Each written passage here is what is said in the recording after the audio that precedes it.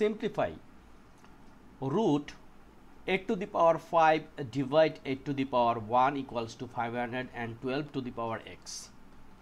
So here is 8 and 8, base are same, so division power will be subtracted.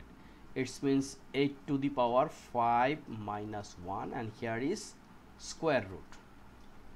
This 512 we can write 8 to the power 3, and here is x.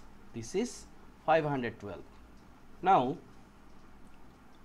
8 to the power 5 minus 1, it means 4.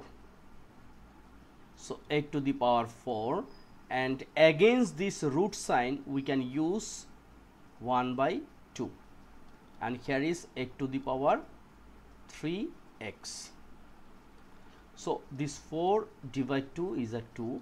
Now base are same, so power will be equal. We can write 2 equals to 3x. Now we divide both sides by 3, so x equals to 2 by 3, and this is our answer.